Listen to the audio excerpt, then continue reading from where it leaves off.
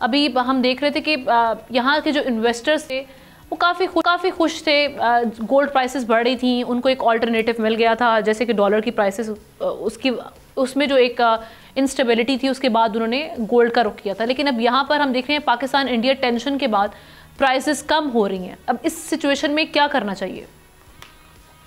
देखिए, पाकिस्तान इंडिया की जो टेंशन है ना, उसको हम डायरेक्टली गोल्ड से रिलेट नहीं कर सकते। गोल्ड की जो है ना एक अपनी ही जो है वो स्टोरी है। 1944 में जो है ना वो जो हमारे पास सिस्टम था, मैं थोड़ा सा अगर हिस्टोरिकल बैकग्राउंड जी जी, बताऊं श्योर। आपके नाजरीन को, जो ब्रिटेन वुड सिस्टम जिसे हम कहते हैं, तो उसमें यह था कि जो गोल्ड के एक्सचेंज में जो है वो आप डॉलर ले लें।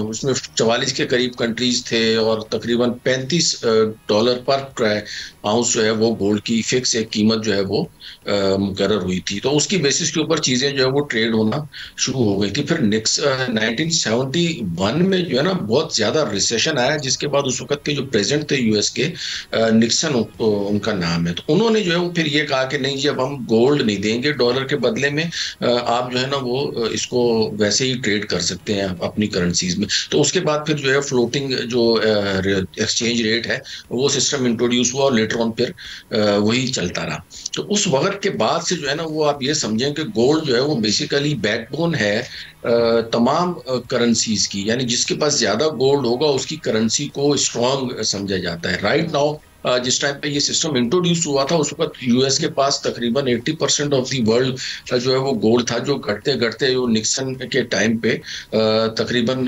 कम होते होते 8,000, अब आजकल जो है ना ये 8,133 के ऊपर है। उस वक्त फिर ये कम होना शुरू हो गया था। तो आज की डेट में अगर मैं बात करूं तो सबसे ज्यादा जो जखायर है स्टिल यूएस के पास है 8,133 टन। उसके बाद जर्मनी है 3,351 टन, इटली है 2,452 टन, फ्रांस है 2,437 टन और रशिया 2,333 टन, चाइना 2,292 टन है, इंडिया 880 टन।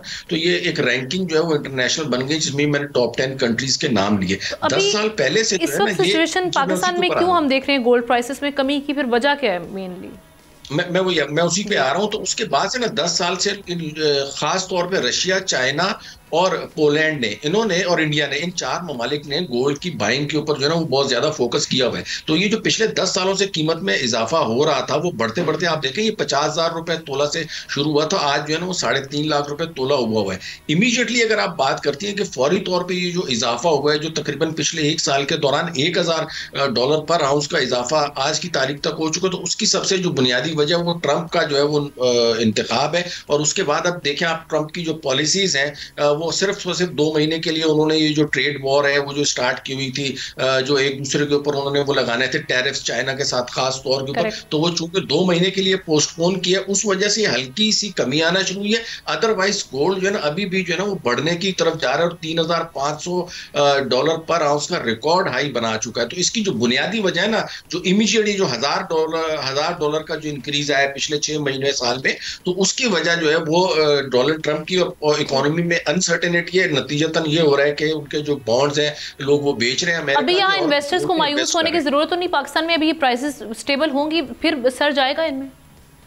देखें, ये अभी अभी इस वक्त ये डिपेंड करता है कि आगे डोनाल्ड ट्रंप की पॉलिसी क्या होती है। अगर तो ये ट्रेड वॉर अमेरिका और चाइना के दरमियान रुक जाती है तो कीमतों में स्टेबिलिटी आ जाएगी सोने की।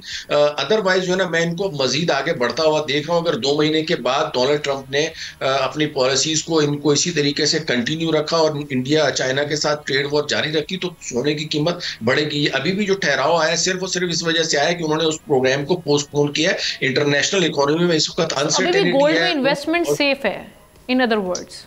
जी जी बिल्कुल, इन्वेस्टमेंट जो है ना वो सेव है। लेकिन इस वक्त मैं असल में पता है क्या, मैं अगर कोई बात कर दूंगा तो जी बड़े जी। इन्वेस्टर होते हैं, वो डिसीजन रॉन्ग हो जाता है। तो मैं इसको डिपेंडेंट कर रहा हूँ अमेरिका के जो प्रेसिडेंट है या बिल्कुल। उनकी जो इकोनॉमिक पॉलिसीज है उनके ऊपर। अगर इंडिया ट्रेड वॉर नहीं होती तो गोल्ड में स्टेबिलिटी आएगी, अगर वो चलती रहती है तो गोल्ड जो है बढ़ेगा। सब्सक्राइब करें और बेल दबाएं ताकि कोई खबर रह न जाए।